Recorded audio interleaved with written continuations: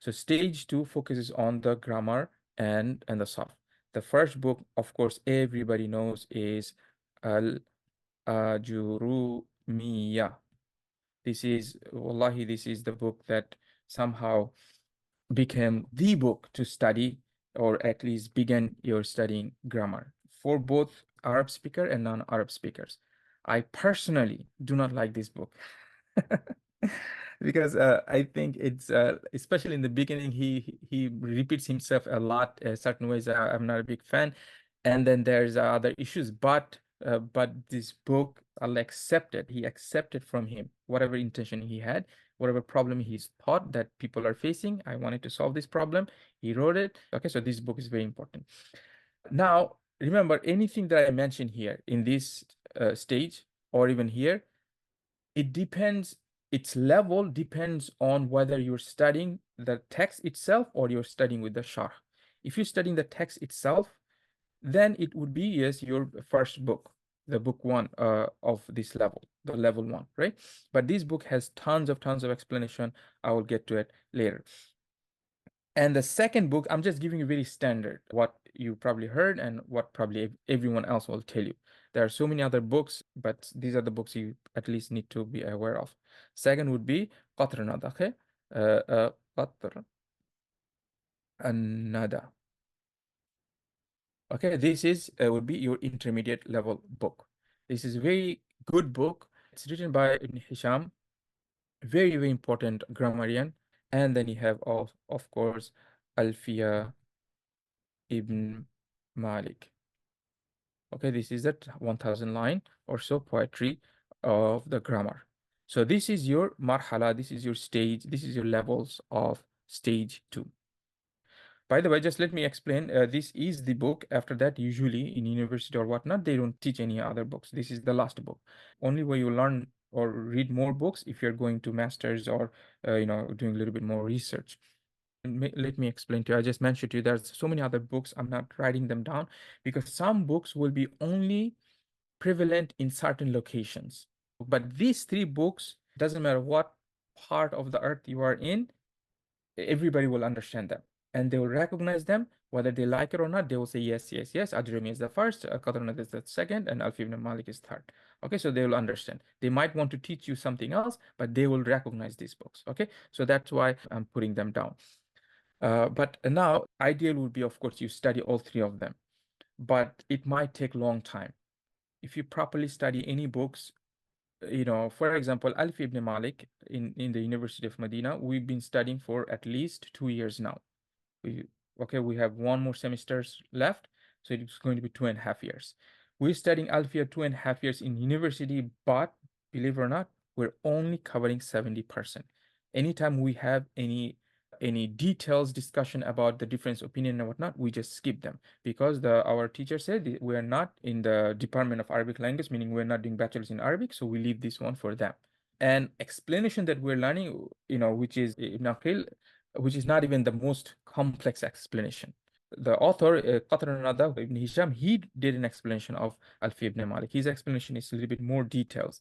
Anyway, so what I'm trying to say is that for all of them, things will get a little bit more interesting and once you study them with the explanation. For example, Ajrumiyyah, you have Tuhfat al-Saniyah. This would make into somewhere here. It will be a lot more than your beginner. If you study with that explanation, you're not studying beginner book. I will say lower intermediate, something like that. Upper beginner, lower intermediate. So Qatr Nada, the author himself made an explanation, which is very detailed. Qatr Nada explanation is very detailed, so it becomes much more, it goes very close to Alfiyyah. Then Alfiyyah has so many explanations. You understand? So the point is that depends on what explanation you study with. You cannot look down like, oh, I'm just studying Ajrumiyyah. No, it depends what explanation. There is an explanation of Ajrumiyyah, I think it called, I have the book, Kawakib ad-Durriya, which is an explanation of Mutammimatil Ajrumiyyah. So there's one explanation, Mutammimatil Ajrumiyyah, which makes this book, level 1 book, into level 2. Then there's an explanation of that explanation, which is Kawakib ad-Durriya, which pretty much bring it very close to Alfiyyah.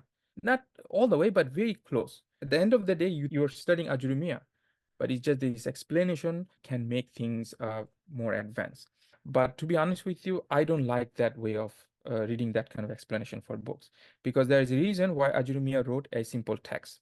There's a reason for that. It's not like he doesn't know other topics. There's a reason. There's a reason we have different stage. So it's better to study Ajrumiyyah with just a one simple explanation. And then Qatr Nada, same thing. Like, don't go overboard with explanation. Just finish, understand what this author is trying to teach you, then move on to the next one and next one. فهمتم? Now, do you have to study all three of them? I don't think so. Wallahi, I don't think so. If your only aim is to like understand the Quran, Sunnah, and just overall you want to make sure you know your grammars, the things that you need to know, Ajrumiyyah with Tuhfat Saniya, it should be more than enough. Okay, so I'm talking when I say study, guys, I don't mean flipping through the page. Please, please, please. When I say study, I don't mean flipping through the page and going to the next lesson, next lesson, next lesson. I'm talking about that you're not fooling yourself, you're actually learning. You care about this text. If you do that, Ajrumiyyah should be sufficient. Most of the all of the shuyukh in the Middle Eastern countries, they will say only thing they will focus on, make sure you know your Ajrumiyyah, and then they will start studying Islamic text. Now, if you want to do further, what should you do? There's two ways of going about. There's two school of thought I will mention to you. My school of thought is from here, after Ajrumiyyah, you go to Alfiyyah ibn Malik. Completely ignore Qatr Nada. Okay, make sure you study Tuhfat Saniya and then just go to Alfiyyah ibn Malik. And the best explanation, the easiest explanation is Ibn Aqil. Everybody knows this. Ibn Aqil. Because the way Ibn Aqil explained is like a teacher is teaching you. His explanation is really, really good. You can just read his Arabic. If you can understand Arabic, if you just read his Arabic, you will understand what he's saying. He's teaching like a teacher teaching to a student.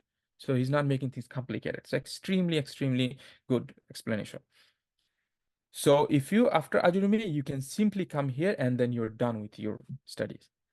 So this is my approach. Because if what happens that if you don't have time for this, at least you got your basic cover. And then if you need, you can come. Another approach, which is Dr. Akram and other scholars do, they don't care about Ajrumiyyah, they don't care about Alfiyyah, they just focus on Qatr Nada. Okay, they just focus on Qatr Nada. Because Qatr Nada will give you like 99 or 98% of Alfiyyah anyway. And I told you that other things that even our university does not want to cover, because these are a little bit going too much in details about difference opinion and things like that. Okay, so it's not super important also. This is another opinion. It's like completely opposite, right? One person will focus only on Qatr Nada, another person will say completely ignore Qatr Nada. You can take this approach. Focus Ajrumiyyah, make sure you know, and then when you feel comfortable, just get to the boss, get to the boss level and beat the boss. That's what it is. But if you have time, you enjoy it, and ahlan wa sahlan, go to the secret doors, you're playing video games, go to open the secret doors. You are most welcome. فهمتوا? Okay, with regards to Sarf books, uh, I don't like most of the Sarf books. I don't like most of the Sarf books for many, many different reasons. Anyway, the basic book is Bayna ul Af'al. Usually they will say this is a level 1. All this information, it's if you genuinely studied Madinah book, you don't need this. You can skip this, but you can have it and you can look through it. If you need to study, you have to study with a teacher, proper teacher, to explain this matan. It's very boring. The one that it might be extremely useful, but it's a little bit difficult, is Shadatul Arf. Shadatul Arf. This book is your intermediate Sarf. This book has a lot of information that extremely valuable. Tasrif al-Izziyas, this is another popular one, but I've skimmed through it. I didn't study this book. It's another popular one. And also Lamiyatul Afal, which is by Ibn Malik, the same author with Alfiyyah ibn Malik. I think it's called Lamiyatul Afal. But I would say, guys, Modina book 3, let me tell you something. If you haven't studied Modina book, you don't care about Modina book, you just you focus on Bayna Yadayk, I don't blame you, I'm with you 100%. But Madinah Book 3, it talks about all this important mushtaq, and it goes into details. It has explanations why you use this. It has exercise. It will be very useful because Madinah Book, it has the sarf that you need. Once you know those sarf from Madinah Book 3, you can skip everything, just go straight to the Shadat al. By the way, Bayna Yadayk will also go into those things. Bayna Yadayk will also go into all the 10 forms of the mushtaq. It will go into all of them. Don't understand Bayna Yadayk. But you have to go through book 3 in order to get most of these grammars. And if you're in the book 3 with regards to vocabs and the reading, that's great. That's very, very good. So sometimes what happens, people get frustrated with the Bayna Yadayk in book 2 because of so much reading, then they don't get to see the grammars that the Bayna Yadayk provides. Bayna Yadayk provides the real grammar from book 3 and 4. Book 2 has a lot of grammar also, but actual advanced things are book 3 and book 4. Now, so these are what we have for stage 2 and stage 3. Here, the one book, that most basic book you should study is Durus al Balagha. Durus al Balagha. This is a beginner book, but very, very good book, very simple, and it gives you all the concepts that you need to know what we study in al Balagha. And it will give you a little bit of example as well, but there's some explanation of this book. But at least, if you study the book itself, you will be in good place. So this would be beginner. And another one, I think, intermediate is by the same authors who wrote Nahw al Wadih, which is what? Al Balagha, Al Balagha, Al Wadiha. Al Balagha, Al Wadiha. This is very, very, very, very good books. And it's not easy in a sense that it covers, it will take you time to finish this book. And this follows the same style as Nahw al Wadih. It will give you examples, it will give you explanations, it will give you lots of exercise. It's for the school. Okay, it's for school. This book is very, very good. So my suggestion would be pick one book from here, either it's Modina or Bayna Yadayk. Just stick with this book. There's a reason why you always hear Modina and Bayna Yadayk. I know you want to study other books, but there's a reason for that, because these books does work. And whoever came from Al Kitab Al Asasi, you have the good foundation. You will feel much more comfortable in book 2, Bayna Yadayk book 2, than somebody who came from book 1 to book 2. Wallahi, somebody who studied book 1 and then came to book 2, I think you will feel much more comfortable because the way I explained and so many grammar rules you already know. Okay, so pick one of these two books or both of these books, and then focus heavily on Ajrumiyyah with one of the good explanation. And then from the Balagha, that's the only thing you should be focused on, Durus al Balagha for now. Now, so this is all I wanted to say about how to study Arabic language. You should give a good set of 4 or 5 years before you become something. But honestly, if the trick is here, a lot of people do not understand. The main trick is here. If you can spend time here and acquire vocabs, if you can become a little bit independent where you open a book and you kind of understand yourselves, that's all. You will know, you don't need me. You will know what to do next. It will be very easier for you. Okay. So make sure you don't underestimate this stage. Keep on learning the vocabs, keep on reading.